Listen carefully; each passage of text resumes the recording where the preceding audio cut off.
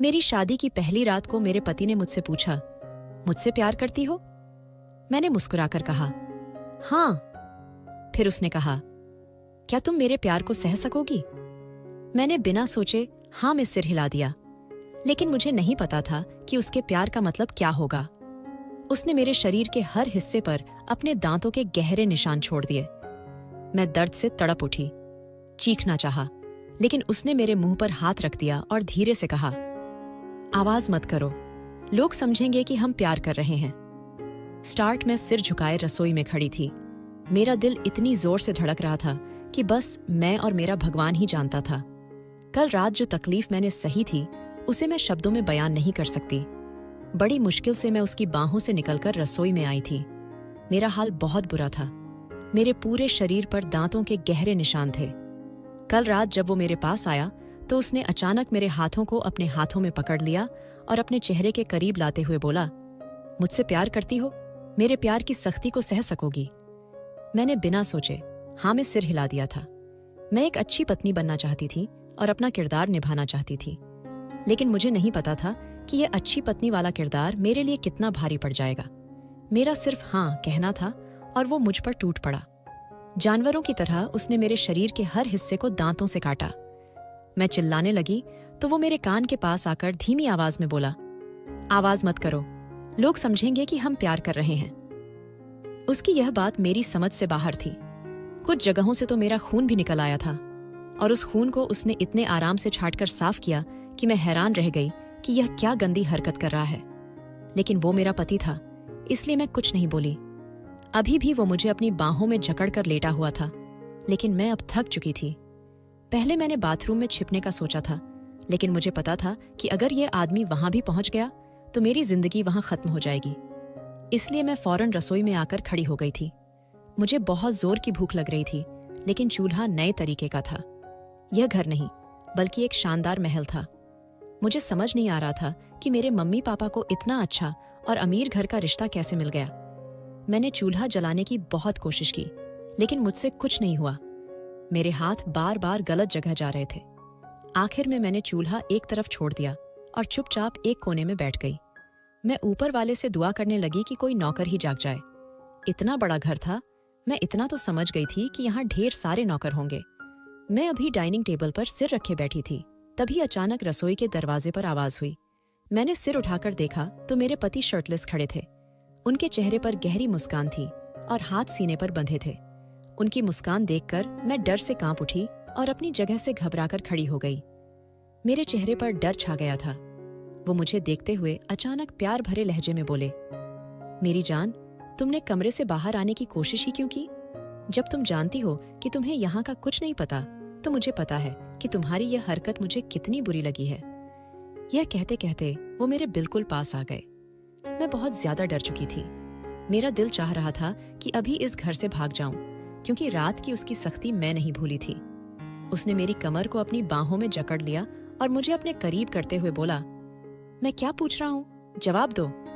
अब उसका चेहरा सख्त हो रहा था और आंखों में गुस्सा दिखने लगा था।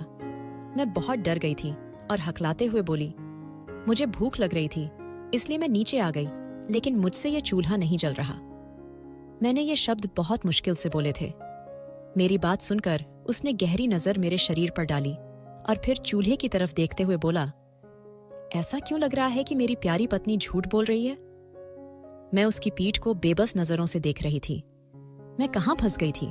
मुझे कुछ समझ नहीं आ रहा था। लगभग शादी से एक हफ्ता पहले मम्मी और पापा बहुत खुश होकर घर आए थे। मैं उन्हें हैरानी से देख रही थी। अचानक मम्मी ने मेरा माथा चूमा और मुझे देखते हुए बोली, मेरी बेटी ने बहुत अच्छे नसीब लिए हैं। देखो कितना अच्छा रिश्ता बैठे बिठाए मिल गया। हाँ, उन्हें शादी की थोड़ी जल्दी है, लेकिन हमें कोई परेशानी नहीं। मेरा दामाद लाखों में एक हीरा है। मैं उन्हें पूरी तरह बताऊंगी। हम बहुत गरीब परिवार से थे। पापा रेलवे स्टेशन पर काम करते थे और मम्मी लोगों के घरों में जाकर बर्तन साफ करती थीं। जब अचानक इतने बड़े घर का रिश्ता मिला तो वो खुशी से फूले नहीं समाए और फौरन हाँ कर दी। सिर्फ एक हफ्ते में शादी की सारी तैयारियां पूरी हो गईं और मैं इस घर में आ गई। लेकिन अब न जाने क्यों मुझे यहाँ आकर अपने पति से बहुत डर लग रहा था। जब मैंने उसे दूल्हा बनते देखा था तो मैं अपना दिल हार बैठी थी।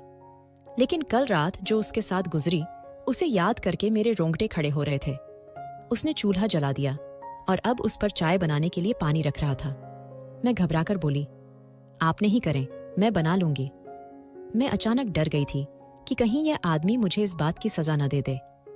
मेरी बात सुनकर वो गहरे से मुस्कुराया और सिर नामे हिलाते हुए बोला, हाँ, बहुत जल्द अपनी पत्नी के हाथ का नाश्ता भी खाऊंगा, लेकिन आज मैं खुद अपने हाथों से तुम्हारे लिए नाश्ता बनाता हूं। रात भर मेरे प्यार की सख्ती को सहा है, कुछ इनाम तो बनता है। मैंने सिर झुका लिया। मैं बहुत ज्यादा घबरा रही थी। एक बात थी, भले ही मैं गरीब घर से थी, लेकिन भगवान ने मुझे बहुत खूबसूरत बनाया था। मेरे लिए कई रिश्ते आए थे, हाँ, लेकिन इतने अमीर घर से कभी नहीं आया था। यही वजह थी कि मम्मी पापा ने ज्यादा सोचने समझने का वक्त नहीं लिया और 1 हफ्ते में ही मुझे विदा कर दिया। कुछ ही देर में उसने बहुत अच्छा पराठा और चाय बना ली। मेरा इरादा आमलेट खाने का भी था, लेकिन मैंने अपनी जबान से कुछ नहीं कहा। पराठा और चाय मेरे सामने रखते हुए वो बोला, अब बताओ, सालन से पराठा लोगी या तुम्हारे लिए आमलेट बना दूं? मेरी जबान उसके होंठों पर आ गई थी।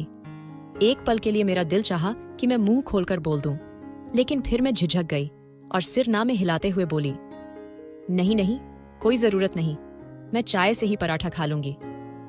वो मेरे बालों में हाथ फेरते हुए बोला, नहीं स्वीटहार्ट, बोलो क्या चाहिए। अब मुझे थोड़ी घबराहट हुई, लेकिन मैंने हिम्मत करके अपनी जबान से कहा, मुझे आमलेट चाहिए। मेरे कहने की देर थी कि उसने फौरन मेरे लिए आमलेट भी तैयार कर दिया। मैं अब उसे हैरानी से देख रही थी, क्योंकि उसने अपने लिए तो नाश्ता बनाया ही नहीं। मैं फौरन बोली, आपने अपने लिए तो कुछ बनाया ही नहीं, आप इससे खा लें। लेकिन वो सिर नामे हिलाते हुए बोला, नहीं, तुम खाओ, मैं अभी कपड़े बदलूंगा और फिर ऑफिस के लिए निकल जाऊंगा। मेरे पास ज्यादा वक्त नहीं है, बस तुम्हारे पास बैठना चाहता था। और एक बात, कमरे से बाहर निकलने की अब दोबारा ऐसी हरकत मत करना। भूख लग रही हो तो कमरे के अंदर एक इंटरकॉम है, वहां से नीचे ऑन ऑर्डर दे देना। अगर तुमने कमरे से बाहर कदम रखने की हिम्मत की तो याद रखना, तुम्हारा पति नहीं बल्कि इस घर का मालिक मिलेगा। मुझे बिल्कुल पसंद नहीं कि कोई मेरे हुक्म की नाफरमानी करे। मैं बहुत परेशान होकर उसे देखने लगी कि वो मुझसे किस तरह की बात कर रहा था। मैंने चुपचाप नजरें झुका लीं और नाश्ता खाने लगी। 2-4 निवाले में ही मेरा दिल भर गया था, लेकिन अपने पति के सामने मैं एक शब्द नहीं बोल सकती थी, इसीलिए चुपचाप नाश्ता निगल लिया। नाश्ता खाते ही वो अपनी जगह से खड़ा हो गया और मेरी कलाई पकड़कर कमरे की तरफ बढ़ा। मेरा दिल एक बार फिर जोर जोर से धड़कने लगा, क्योंकि मुझे डर था कि कहीं वो फिर मुझ पर वही जुल्म न ढाए। लेकिन शुक्र था कि कमरे में आने के बाद वो मुझे छोड़कर बाथरूम चला गया। मैंने राहत की सांस ली। कुछ देर बाद वो बाथरूम से बाहर आया तो तौलिया लपेटे हुए था। मुझे बहुत शर्मिंदगी हुई। मैंने फौरन सिर झुका लिया। वो हंसते हुए बोला, अब क्या शर्म, हमारा तो रात में ही हर पर्दा हट गया था। मेरे गाल जल उठे। वो फिर हंसते हुए बोला, तुम शर्मा रही हो, मुझे हैरानी हो रही है। हालांकि मैंने तुम्हें रात भर अपने प्यार की बारिश में भिगोया है, फिर भी तुम्हारा यह जवाब देखकर मुझे सचमुच बहुत हैरानी हो रही है। मैंने कुछ नहीं कहा, बस चुपचाप उसकी बात सुन ली। थोड़ी देर बाद वो कपड़े पहनकर मेरे सामने खड़ा हो गया। 3 पीस सूट में वो बहुत खूबसूरत लग रहा था, लेकिन कोई भी उसके इस खूबसूरत चेहरे के पीछे की हकीकत को नहीं जानता था। अचानक वो मेरी गर्दन की तरफ झुका और बिना सोचे समझे उसने अपने दांत मेरी गर्दन में गड़ा दिए। मेरा दम निकलने वाला हो गया। मैं अचानक तड़प उठी और उसकी पीठ पर मुक्के मारे ताकि वो मुझे छोड़ दे, लेकिन वो ऐसा हो गया जैसे उसे कोई फर्क ही न पड़ता हो। और फर्क पड़ता भी कैसे? मैं एक नाजुक लड़की थी और वो एक मजबूत शरीर वाला आदमी था।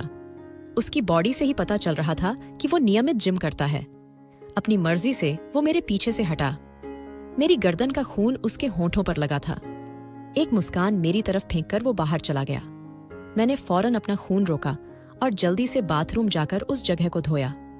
न जाने ये आदमी मेरे साथ क्या करना चाहता था, मुझे कुछ समझ नहीं आ रहा था।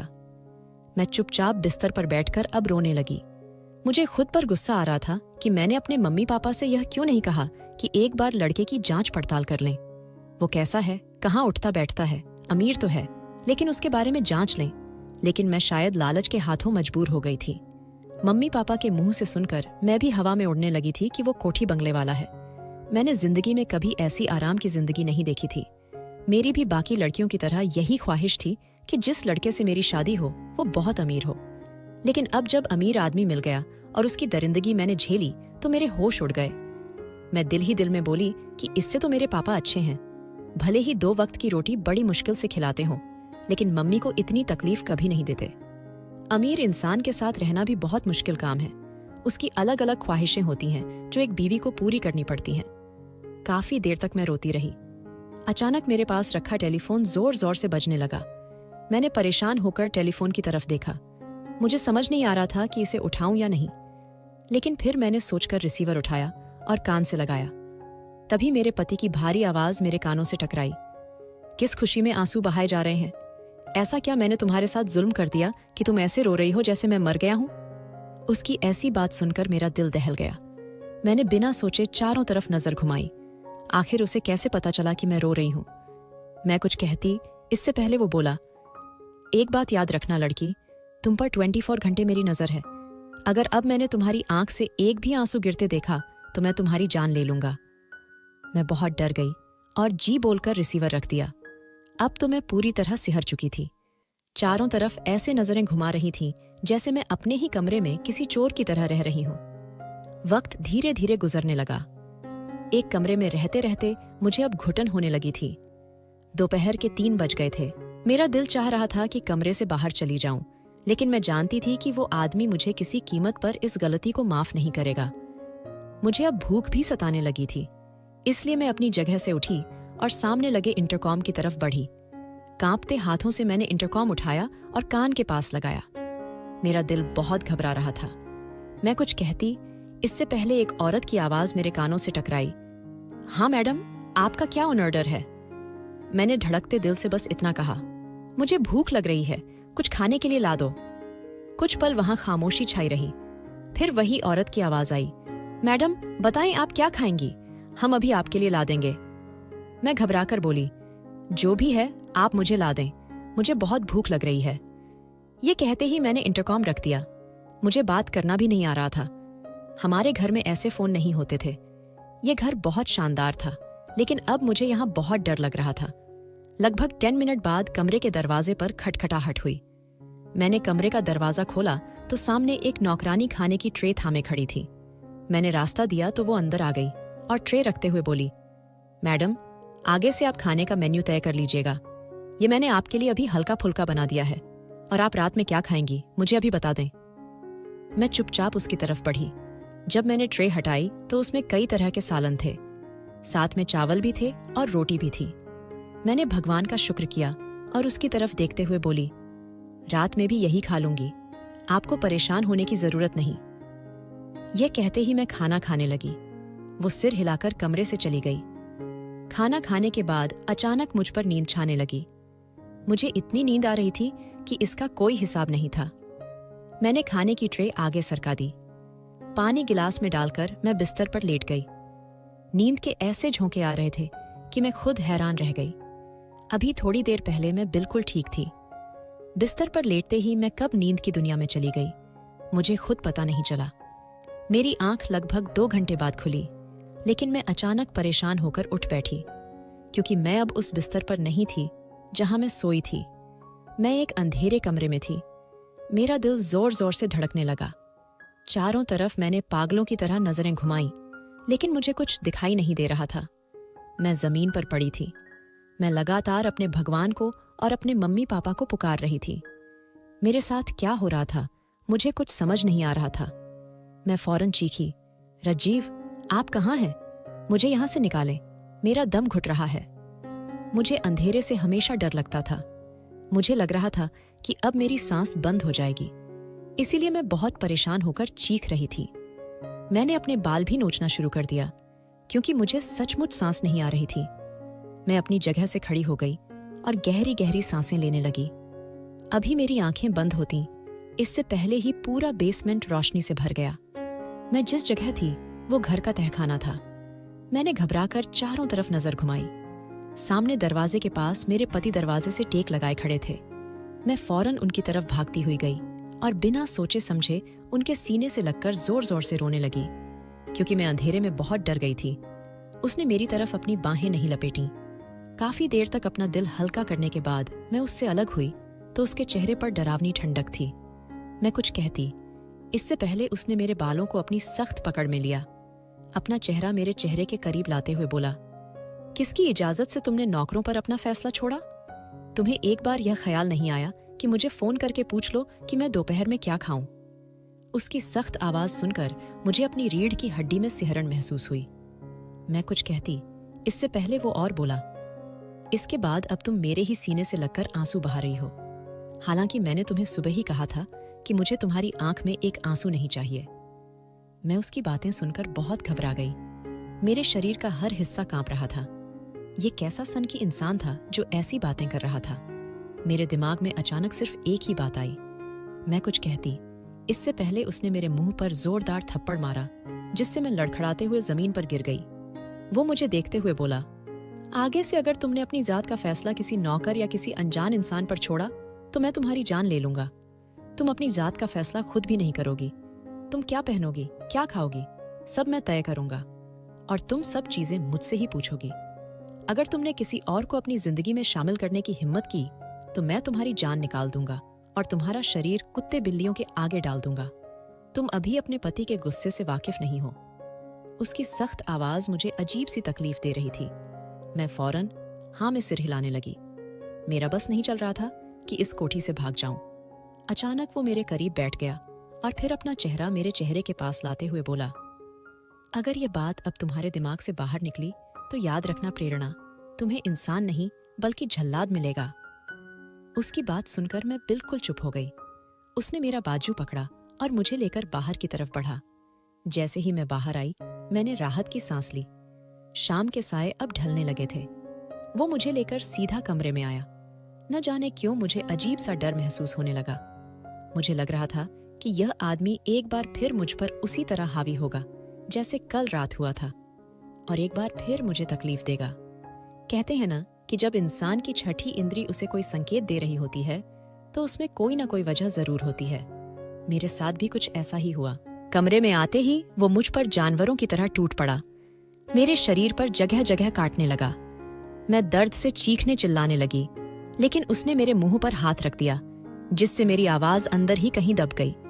वो मुझे अपनी बाहों में भरकर सीधा बिस्तर पर लाया और फिर एक जंगली जानवर की तरह मुझे नोचना शुरू कर दिया। कहने को वो मेरा पति था, उसकी इज्जत थी, लेकिन उसने मुझे किसी खिलौने की तरह इस्तेमाल किया और मेरी जात को तार तार कर दिया। काफी देर तक मुझे इस्तेमाल करने के बाद वो मुझसे अलग हुआ। मुझ में अब बिल्कुल जान नहीं बची थी। मैं पूरी तरह टूटकर एक तरफ पड़ गई। मेरा दिल रो रहा था। आंसू आंखों से निकल निकल कर शायद सूख गए थे। सिर्फ 2 रातों में ही इस आदमी ने मेरी जान हलकान कर दी थी। आगे की जिंदगी कैसे गुजरेगी, यह सोचकर ही मेरी जान हवा होने लगी थी। वो रात मेरे लिए और भी तकलीफ भरी थी। पहली रात को मुझे कम तकलीफ हुई थी, लेकिन इस रात उसने बिल्कुल भी रहम नहीं किया। सुबह की पहली किरण पर मेरी आंख खुल गई, लेकिन शरीर में इतना दर्द था कि मैं 1 इंच भी नहीं हिल पाई। इसलिए बेजान हालत में वहीं पड़ी रही। लेकिन मुझे नहीं पता था कि मेरे लिए यह भी एक तकलीफ वाली हरकत बन जाएगी। कुछ पल बाद उसने मुझे अचानक अपने करीब खींचा। मैंने परेशान होकर उसकी तरफ देखा तो उसने मेरा चेहरा अपनी सख्त हथेलियों में जकड़ लिया और मेरी आंखों में देखते हुए कहा, तुम्हें चाहिए कि तुम जल्दी से उठो और अपने पति के लिए कपड़े निकालो, लेकिन तुम हो कि ऐसे ही पड़ी हुई हो। मेरा दिल चाह रहा था कि इस आदमी को झकझोर दूं और कहूं कि जो नियम तुमने बनाए हैं पहले मुझे उनके बारे में बताओ, उसके बाद ही मैं तुम्हारे साथ आगे की जिंदगी शुरू करूंगी। लेकिन मेरे अंदर इतनी हिम्मत नहीं थी कि इस आदमी के सामने एक शब्द भी बोल सकूं। मैंने घबराकर हाँ में सिर हिलाया और उठने की कोशिश की, लेकिन उसने मेरे दोनों बाजुओं को जकड़ लिया और एक बार फिर मुझ पर झुकते हुए बोला, क्या मैंने अभी तुम्हें उठने के लिए कहा है? वो क्या करने वाला था, क्या चाहता था? मुझे कुछ समझ नहीं आ रहा था। वो आदमी एक पहेली था जिसे सुलझाना मेरे बस से बाहर था। वो मुझे देखते हुए बोला, चुपचाप लेटी रहो, जब तक मैं ना कहूं अपनी जगह से हिलना भी मत। वो शायद मुझे अपने हुक्म पर चलाना चाहता था, लेकिन मैं उसे बताना चाहती थी कि मैं कोई कठपुतली नहीं हूं। मैं एक इंसान हूं, जिंदा इंसान, जिसके सीने में दिल है और उस दिल में कुछ एहसास हैं जो एक औरत अपने मर्द के लिए रखती है। लेकिन मैं कुछ नहीं बोल पाई, क्योंकि अगर मैं एक शब्द भी बोलती तो यह आदमी मुझे शायद जिंदा न छोड़ता।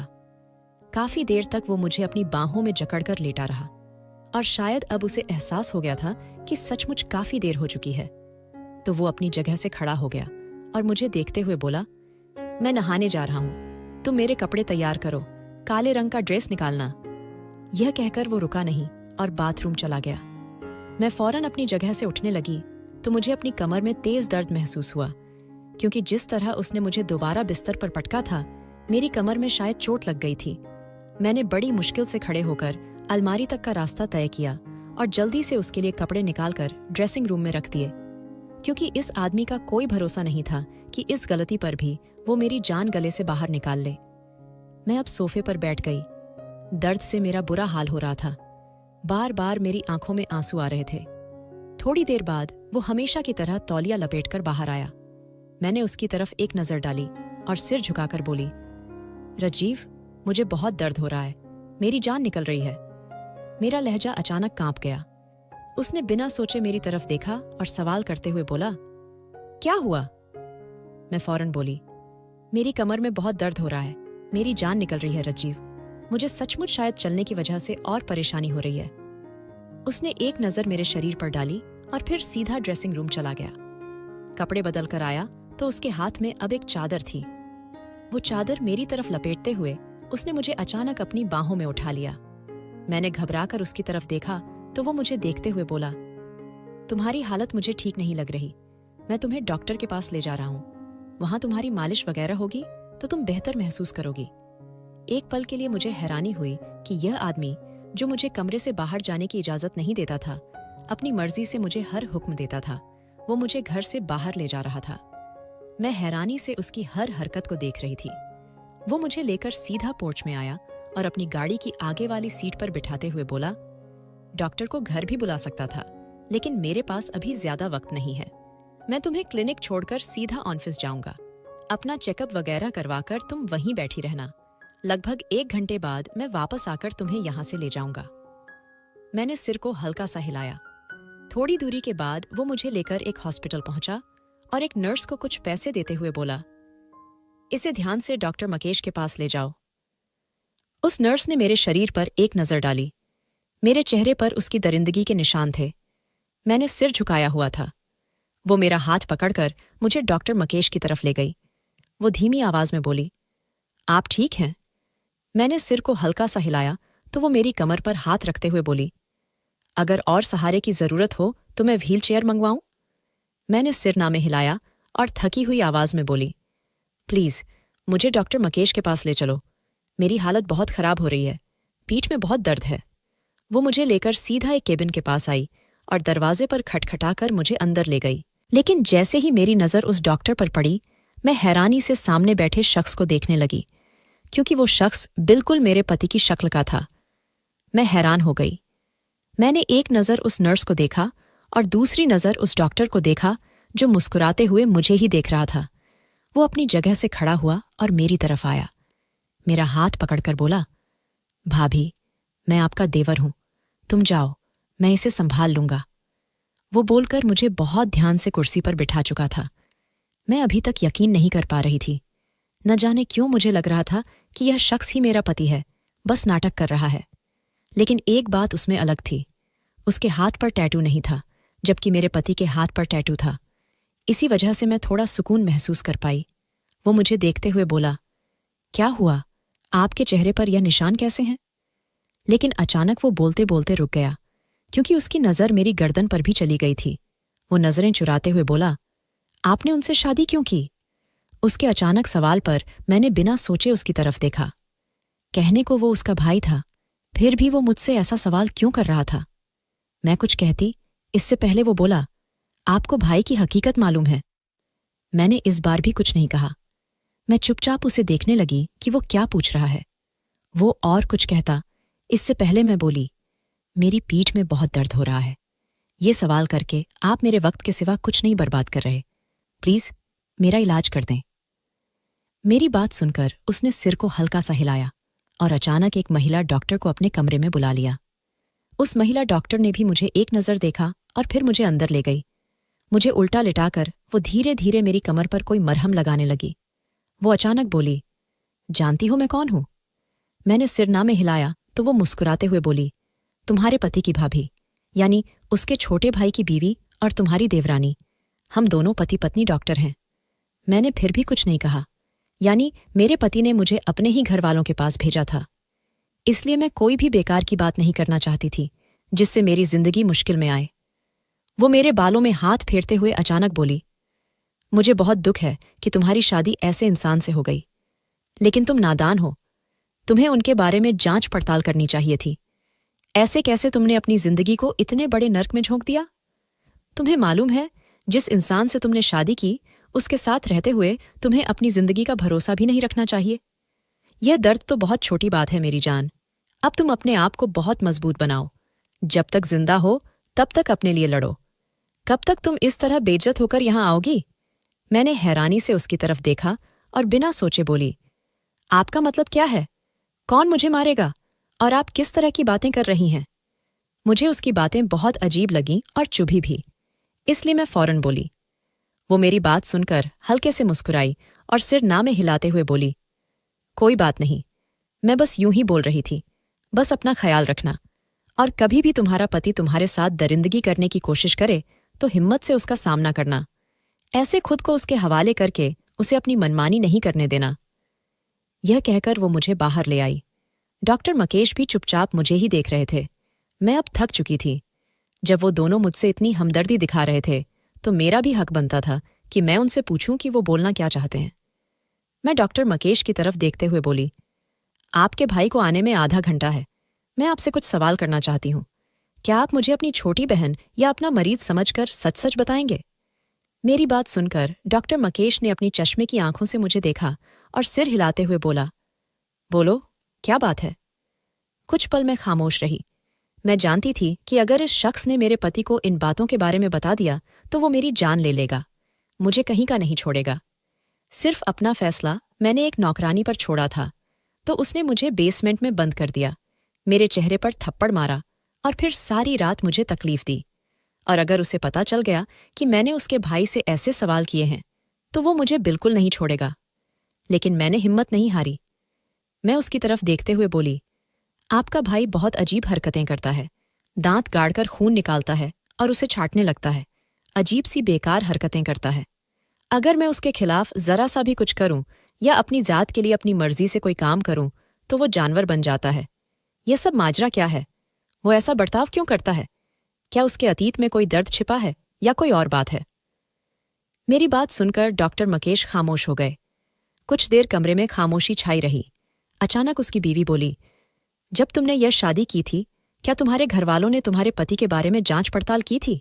उसकी कोठी में जाकर पता किया था कि यह कैसा इंसान है, या फिर उसके ऑफिस में पता करवाया था? मैंने सिर ना में हिलाया। वो मुझे देखते हुए और बोली, यह शादी कितने वक्त में हुई? मतलब तुम और वो कितने दिनों में एक दूसरे के हुए? यह रिश्ता कितने दिन तक चला? मैं फौरन बोली, सिर्फ 1 हफ्ता। मम्मी और पापा एक दिन घर आए थे और उन्होंने कहा कि तुम्हारे लिए एक बड़ी कोठी वाले का रिश्ता आया है और हमने हाँ कर दी है।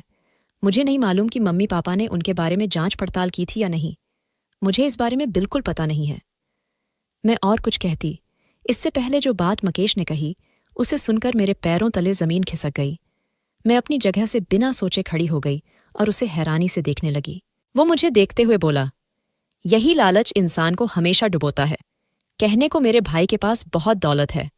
वो मुझसे बहुत प्यार करता है। मुझे अपनी बड़ी कोठी में रखेगा। मुझे अपने कारोबार में भी हिस्सा देगा। लेकिन मैं उसका साथ नहीं देता क्योंकि मुझे पता है कि वो कभी भी यह रूप फाड़ सकता है। तुम्हारे मम्मी पापा ने खुद तुम्हें नर्क में धकेला है। अब तुम्हें सारी जिंदगी उसके साथ ही गुजारनी पड़ेगी और यह सब तकलीफें सहनी पड़ेंगी। उसकी बात सुनकर मेरे पैरों तले जमीन खिसक गई। मैं बिना सोचे बोली, लेकिन ऐसा नहीं हो सकता। कोई इंसान ऐसा कैसे हो सकता है? यह झूठ है। आप मजाक कर रहे हैं। मैं अपनी जगह से बिना सोचे खड़ी हो गई। दर्द को तो जैसे मैं अब भूल ही गई थी। डॉक्टर मकेश का कहना था, तुम्हारा पति इंसान नहीं है बल्कि वो एक आदमखोर है जो लड़कियों को अपनी जिंदगी में शामिल करता है और फिर उनका खून निकाल निकाल कर उन्हें मार देता है। उसे जो चीज़ पसंद आती है और जो खून अच्छा लगता है वो उसका हो जाता है। कई इंसान आज भी इस दुनिया में ऐसे हैं जो आदमखोर हैं, जो इंसानी गोश्त और इंसानी खून पीना पसंद करते हैं और उनमें से ही रज्जीव भी है। मेरा दिल बहुत जोर जोर से धड़कने लगा। उसकी यह आदत तो मुझे पता चल चुकी थी। जिस तरह वो मुझ पर दांत गाड़ता था और फिर निकला हुआ खून चाटना शुरू कर देता था, यह कोई झूठी बात नहीं थी।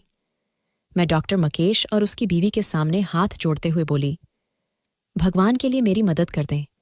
शायद ऊपर वाले ने ही मुझे आप दोनों से मिलाया है ताकि मैं इस जाल से आज़ाद हो सकूं।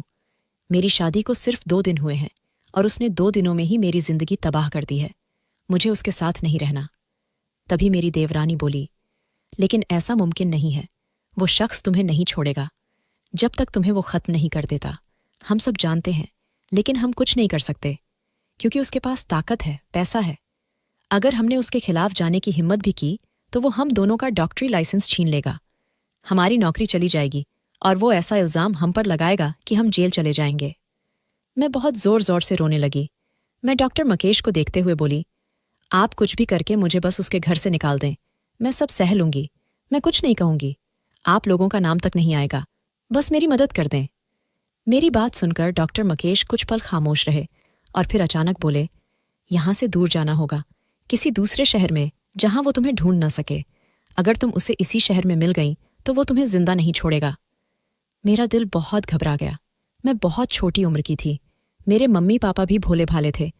बेटी को खुश रखने के लिए उन्होंने यह कदम उठाया था, लेकिन उन्हें नहीं पता था कि बेटी को खुश रखने के चक्कर में वो बेटी को मार डालेंगे। उन्होंने मुझे एक बेहतरीन प्लान समझा दिया।